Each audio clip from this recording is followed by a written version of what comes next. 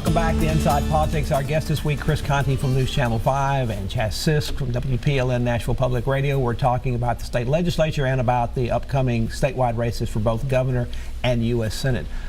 Guys, one of the big issues that does appear will be coming to the forefront this year is medical marijuana, to expand the ability for people to be able to get those kinds of treatments. It's being pushed by 2 Republicans, but it also appears most of the opposition, Chaz, is coming from Republicans who say this is opening up the way for more gateway drug use. Yeah, absolutely. And the title they've given to this bill is the Medical Cannabis Only Act, and they're trying to be very specific about only is underscored as many times as they can possibly have.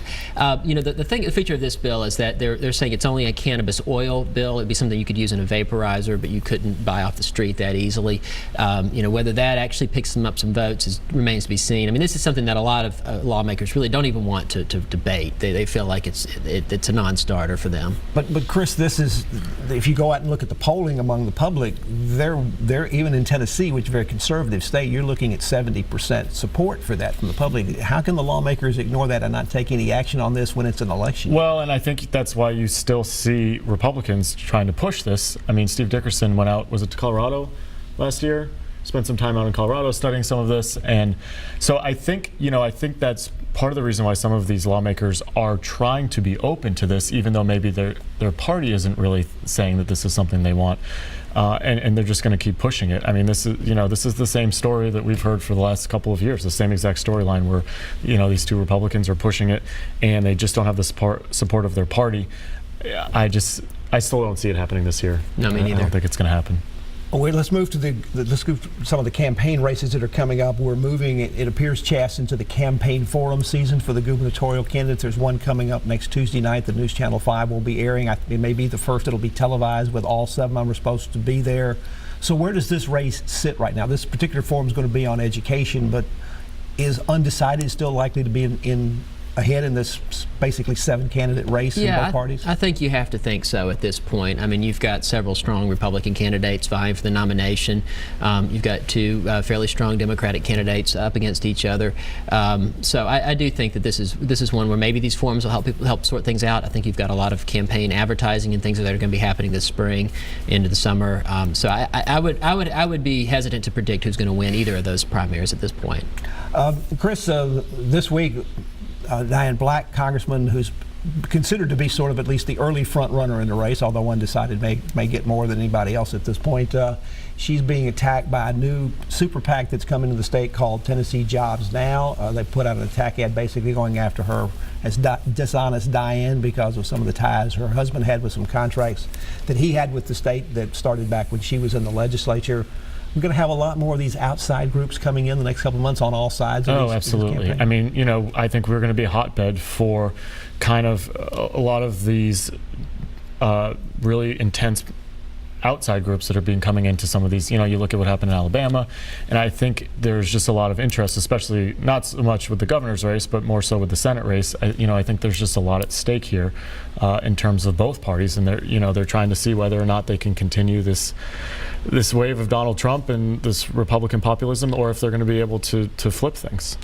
We're going to get fundraising disclosures coming up probably starting next week and through the end of the month. Is that going to help us stack up the race a little bit, Chaz? Who's perhaps got the best chances, given if money talks, what that might mean?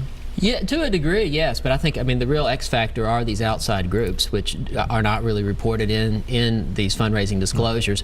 So, if you have a patron who's got enough money to put into the race, it doesn't really matter so much what you raise yourself as it does what people are willing to commit to your candidacy. Well, the fundraising show, particularly if there's a weak link or a weak candidate in there. There's been some talk about whether May Beavers, who was a state senator who did resign in order to spend more time on her campaign, she added up a lot of consultants in her last disclosure.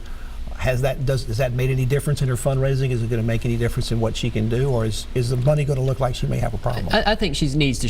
Someone like her, who's maybe one of the weaker candidates on paper, really needs to show some signs of viability. That's really what fundraising helps you do. Is it shows whether you're connecting with the big money people out there, and even the small donors out there who can really show that you've got a base of support.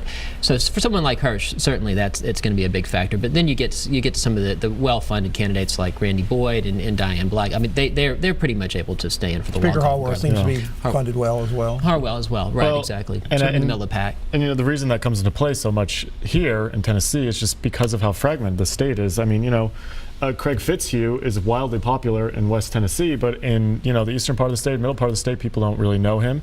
And so if you don't have the fundraising dollars or the money to kind of put these ads out across the state, then your name recognition is not quite as high. Former Nashville Mayor Carl Dean is the one running against Craig Fitzhugh on the Democratic side.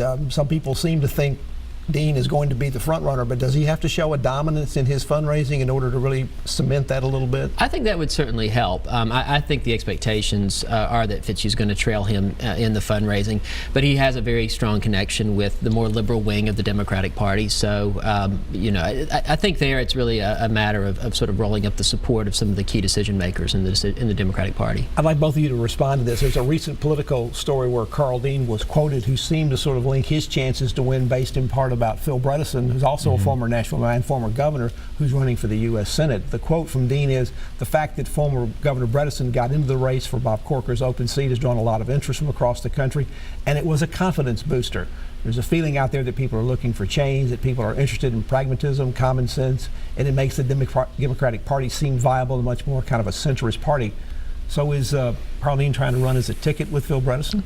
It sounds to me that way. I mean, I think the joke was the biggest winner of Bredesen getting in the race was Carl Dean, and I don't disagree with that. It certainly puts a little bit more wind behind his sails, especially when you've got this sort of, just on the Republican side where there's a battle for the direction of the party, there's a battle on the Democratic side for the direction of the party, whether it's going to be more centrist or more liberal, and having someone like Bredesen in there to boost the centrist side is going to be helpful for Carl Dean as well. Chris, I want to get your comments too, but first let's take a break. We're talking with Chas Sisk of Nashville Public Radio and with Chris Conti of NewsChannel 5. We're now focusing in on the open governor's chair and the U.S. Senate race. Back to continue our conversation after you watch these messages.